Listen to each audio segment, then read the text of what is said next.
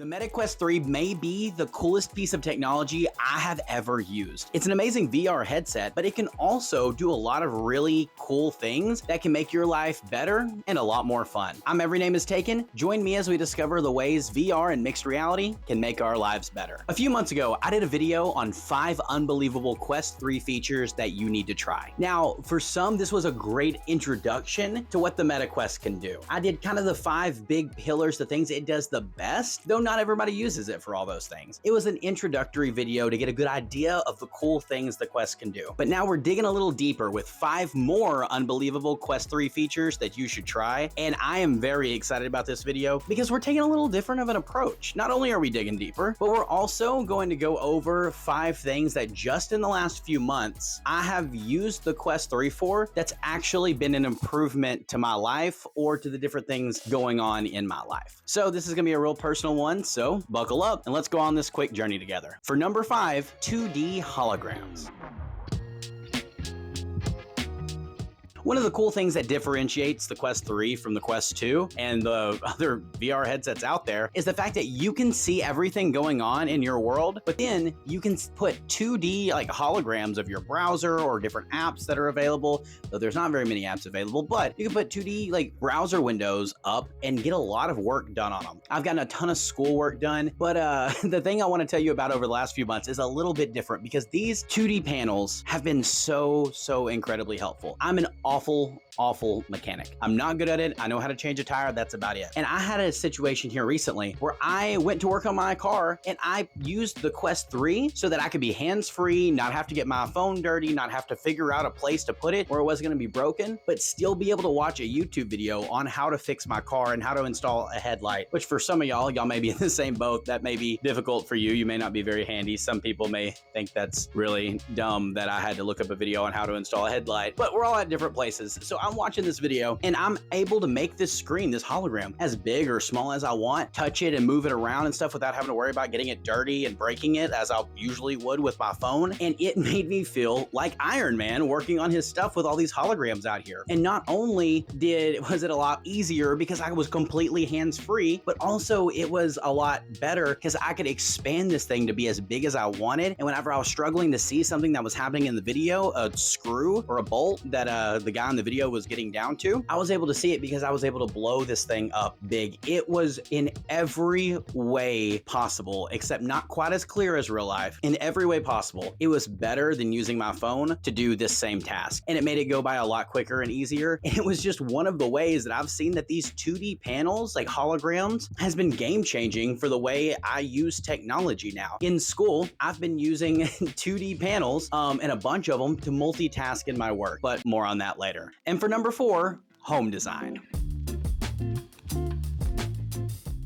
If you're a home designer, this would be perfect. If you're someone who is in my situation, I am not a home designer, but I live in a very small itty bitty trailer that has me and my wife. We have our bedroom, we have the kitchen and living room combined together, and then we have one room that is my studio, the cat's room, and where all of our storage is because we have no closets here. This place, if you can see it, it is crammed full of stuff. And so we don't have room for anything at all. Right now, I'm sitting on a bench press that I knew I could fit into this room because of the Meta Quest Layouts app. I used it the other day to measure this bench press to see if I can move it in because you can put on the Quest and then see in your hands when you're holding the controllers, you can see how far apart they are. You click one spot, you click the other spot, and you can measure a distance. That way I was able to measure how long this thing was without having to go to my toolbox, pull out a tape measure, and then come in and see exactly how it would fit and put a mixed reality hologram of a 3D model of what this bench would look like into this room to see how it would fit. You could do that with couches and chairs and things you're putting on the walls, a refrigerator. You can build out the way you want your house or your room to look in mixed reality before you have to worry about moving things around. It is a niche feature. It is a feature I'm not going to use a lot, but it is a feature that is so cool to have when you need it. That's why it made number 4 on the list of cool features. Number 3 on the list, for so long I thought was a negative, and now I think I figured out that this could be one of the biggest positives of VR and mixed reality. Number 3 is isolation.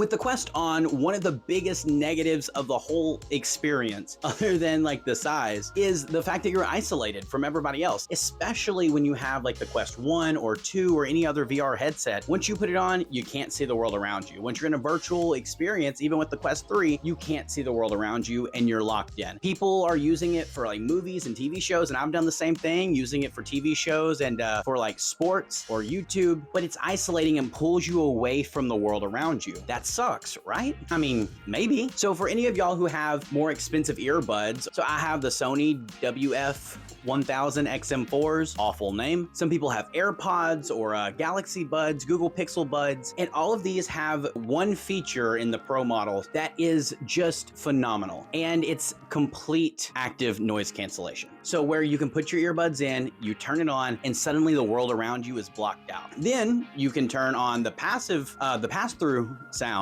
and then you can be able to see the world around you, or hear the world around you. And so that slip up may have given a little hint to where I'm going. The Quest is like the AirPods Pro for your face, for your eyes. And that may not be the most elegant way of saying it, but when you put it on, if you don't want to interact with the world around you, if you don't want to see your setup, if you want to be isolated in your own space, if you want to be alone and watch TV and you're in a place you can't do that, you want to be alone and play a game and you're in a place you can't do that, you put on a VR headset, enter a VR experience, and suddenly you're all to yourself wherever you want to be. Now from there you can meet up with people and things like that, but VR gives you the ability to just kind of escape for a little while and gives you isolation. And one place I've seen this work out in my own life is I'm married now, I don't live by myself, and my wife likes to go to bed earlier than I do. So instead of staying up late to watch a Dallas Cowboys game, how about them Cowboys? Not very good this year.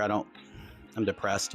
But instead of watching a Cowboys game on the TV where I could keep her awake, I can put on the Quest and watch a Cowboys game in the Quest, put my earbuds in, and not only is the sound isolated, so is the visual. And so I can be watching a Cowboys game late at night and not bother her. And that is a great benefit for anyone who lives with somebody else who wants to get away by themselves and do their own thing, or who doesn't want to disturb other people with what they're doing. Isolation, it can be a negative, but it's also a super strong positive where not only audio-wise, but visually, we can be by ourselves. And that's what makes it number 3 on our list. Number 2, a laptop replacement. Now, depending on who you are, this could be amazing and this could be just not the right fit for you, but it's number 2 on our list because it's so revolutionary and it's going to be the direction I expect a lot of things to head in the future, even if some of us aren't there yet. I actually had a guy recently, or a girl, I don't know, but somebody recently in the comment section said the Quest has replaced their phone in a lot of cases because they're using it and doing things on it instead of their other devices. And even Mark Zuckerberg himself said he sees VR and mixed reality headsets becoming a laptop replacement, and then AR glasses or mixed reality glasses becoming a phone replacement. And that's the direction we're heading, and that wound up being the direction I had to go unintentionally. My laptop fried in the middle of my last year of school, and I didn't have the money to get something new, but I had the Quest. And I thought, I can't really do everything I need to do on the Quest for my schoolwork, but I can do some of it at least, maybe, and so I'll give it a try. It wound up being the thing that gave me the motivation to get through my senior year of college. It was so much better for me than using my laptop. You still have internet browsing capabilities, you still have some storage capabilities. Most of what you need on your laptop is web-based apps. Some of you, that you need more than that, but most of us, what we need is the internet. We need websites to go to. I pulled up my Google Messages on the Google Messages website. I would use YouTube. I would use Canvas on the website. I would use Google Docs. And so I was able to get through school using the Quest as my laptop replacement, but were the areas where it's not as good, it also had areas where it's much better. For example, I could go outside and sit down and I'm not having to be hunched over a laptop. I'm sitting there enjoying the weather, seeing all these panels in mixed reality floating around me, doing my work, enjoying it. I can sit on the couch and get really comfortable, get just where I want to be and scroll through my stuff while laying down. And it's just super comfortable and can kind of go with you anywhere. I was lifting weights and working out because I've been trying to get fit again. And while I'm lifting weights, I've got my book that I'm reading right in front of me. And so I'm lifting weights while reading my book. It was so much fun to use. And it was